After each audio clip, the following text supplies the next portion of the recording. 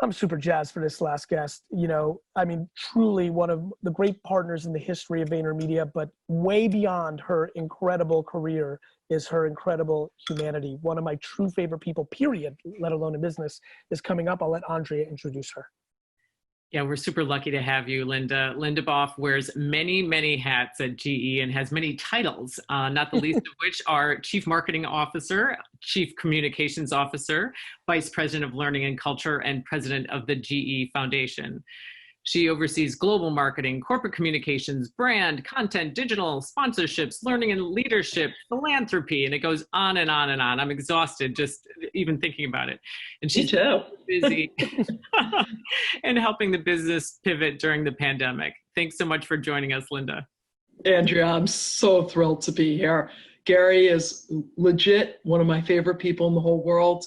We built so much of what we're doing today based on the partnership we have, Gary, with you and your team. So how are you doing? How is your couldn't be happier. Well, how are you? You well? I'm doing well. I'm doing well. Yeah. So what's been the biggest challenge for you as a leader? You're such a monster leader, such an inspiration for other leaders in our industry. If you're not in the marketing world, this is like Hall of Fame status here. So Linda, what for you, even at this level of of your superpowers of being such a well-rounded executor, even with all that, with all those years of experience and execution and dominance, what's been the biggest challenge? Yeah, so thank you for those kind and extraordinary and not really very true words, but I'll take them. Listen, we should all take them at this point. So look, you know, at GE, and Gary, you know this, but I'm not sure everybody listening does, we have been going through kind of a turnaround in the last couple of years, and we entered January with the wind at our back. No victory flags, no parades, but really feeling as though we turned a pretty big corner. And of course, we're a company that's largely dependent on aerospace, aviation. It's a profitable business. And literally overnight, you know, that business has, you know, more or less been put on ice. People will fly again, but not so soon. So I would say that after being at the starting gate, ready to play offense, and you after so much defense, you were kind of like, here we go. I had exhaled, and maybe that's the lesson. Maybe you never exhale in this business, right? But I think to have gotten within those whiffs of, okay, we're going to go back on our front foot. And I'll be honest, and maybe we'll talk about it for a minute. We're going to get there. And in fact, we're talking about it right now, which is how do we play offense? Because you're feeling the shift. You're feeling like we're kind of, you're sensing it. I am. I am. I mean, it's little, right? There's, I'm not throwing away my mask, you know, like I'm still there, still working from home. Right? I'm still working from home. But yeah, I'm feeling it a little bit. And I'm also feeling, and this is more from I guess just a marketing communications point of view, is though it's time to tell our story, right? It's time to find those ways to tell that story. So that's been hard, you know, period. I think it is for everybody. I think it depends on where your company, your business is, et cetera. But, and then I think, look, I'm not a work from home gal. You know, I thrive being around people. I thrive being around my team. Having said that, I've spent the last 2 mornings doing like a global comms summit virtually. And I have to tell you, it worked. I mean, look at this. Let's talk about us. Let's talk about us. We're both the same. We love our breakfasts at 30 Rock through the year. But over the last 2 years, and you know this, like I've said it and you've said it to me, like we haven't connected as often because you get into patterns. Now knowing that I can hit you up on a Thursday at 7 to 7:15 on a Zoom, and it kind of feels normal, and I could feel these warm feelings. I mean, we were on a you know, like we're just, it's fun to be on these, you know, you and I and the girls, we did some wine together. Like, you know, it can really, you can good wine. Thanks to you. You can really do something. You can really do something. Really do something. I mean, I'll throw something out. It has nothing to do with GE, but I heard this morning from, I don't know if you know, Roxanne Taylor at Memorial Sloan. So she was talking to our group and she said to us that Memorial Sloan, everybody knows, big cancer center, has gone from 40 telemedicine chats a month to 7,000. So think about that. Like, you know, if you don't have to go into a doctor and you can do something virtually, imagine what that would look like. We were talking about trade shows, you know, as an industrial, you go to air shows, you go to wind shows, etc. But do you need to? Like, so I think what's kind of interesting, and I have to say it gets me a little bit excited, is as we think about the new normal and we think about connectivity, look, I want to be back in the office. I want the normalcy back. We all do. But those 4 to 5 extra flights that you don't need to take anymore because they're just not as valuable, it's gonna add up. Maybe, right? Maybe. Linda, what about advertising? Just trying to bring value, different things. Yeah. All the guests on. How did you think about advertising during the period? Are you, like, how'd you go that route? Yeah. So for a little while we were quiet. And I think rightly so. I mean, every brand has to do what's right for them. And I saw some beautiful things from different brands.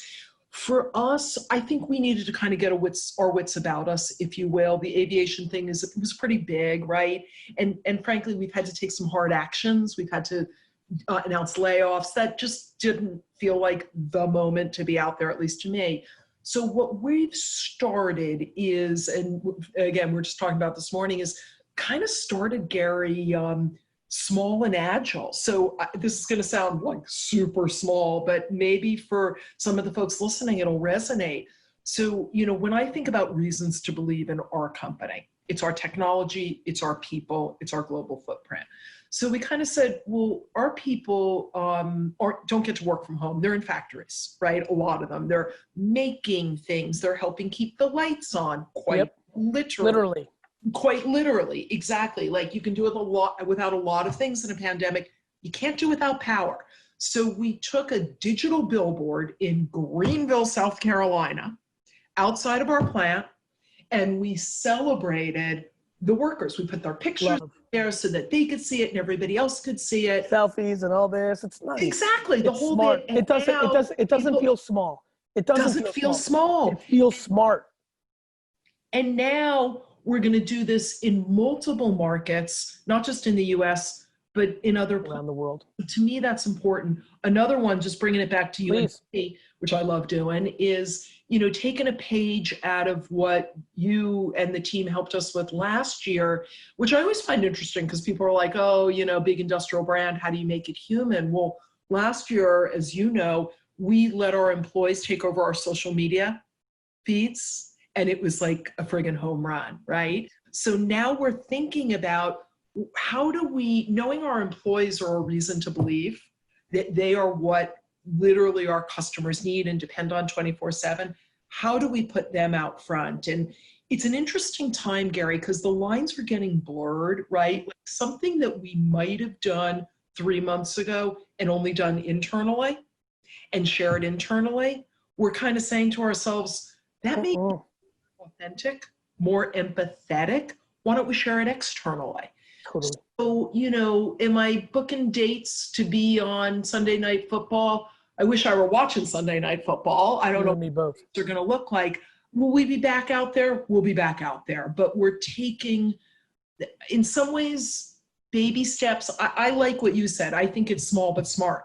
I do think look, I think you know this. I think by industry standards, I only want brands to do small but smart outside of Super Bowl. I think we overspend in a lot of areas, and there's all these things that are perceived small, right? You know, I know back to Kory, who was just on with e.l.f. Yeah, I was listening to her. They're very smart on what they're doing on LinkedIn. Very few brands are doing that. You know how much I've said LinkedIn to you so many damn times in the last 18 months. I'm sure you're sick of it. But no. LinkedIn I know we've moved on it. Yeah, it's become a powerhouse for us.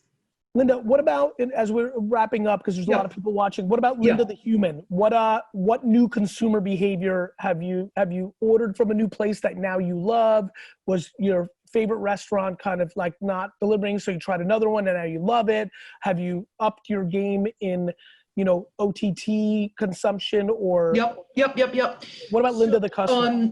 Yeah, so I guess a couple things. One is I've tried really hard to support local businesses, whether it's in my town, That's nice. Westchester. My daughter for quite a while was quarantining. She's back now, which is lovely, but quarantining out in the Hamptons, and the family she was with who were lovely about it.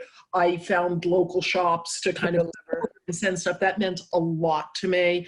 I started to use Gold Belly. I didn't even know there was something called Gold Belly. Highly recommend it. That was my big gift, was Dinosaur BBQ. So it's got me for Mother's Day. So, so to me, to the degree that it's possible, I'm trying to put money there versus just Amazon. The Amazon truck is coming here a lot without, but nonetheless, like, to me, it is about like finding those local things. And then the other thing I'd say is, I'm not sure, Gary, I've ever lived as present tense as I do right now. Nice. You know, like, I'm always about what's next, the future. Busy, yeah. I'd like to think I still am, but I'm also like sort of living in the moment, and that's not been a terrible thing. No, I've always, this for me, because we're very close. I always talked about, how much I love when everybody else is off. So like, I love Thanksgiving. I love Christmas. Like, as long as my anxiety comes when everybody else is on.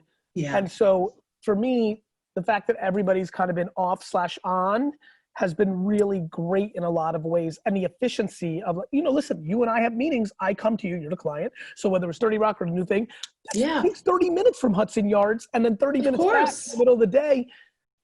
I think I'm going to see you and be closer to you going forward, because now we'll do it 5 times a year instead of 2 on Zoom. You know what I mean? Your office, mine. Of course we want to see each other. We could still get there. I would argue we'll see each other more physically, because the Zooms will be the gateway drug of staying closer, which will lead to more physical. I really believe that. I totally agree. I had 50 comms leaders on the last 2 days. Normally it would take us forever to organize a meeting like that. We got this together. It was not as good, but God, it was really good and a hell of a lot easier. So like, I don't want some of that behavior to go away. It won't. It just won't. The cat's out of the bag. Cat's out of the bag. Anyway, I love you.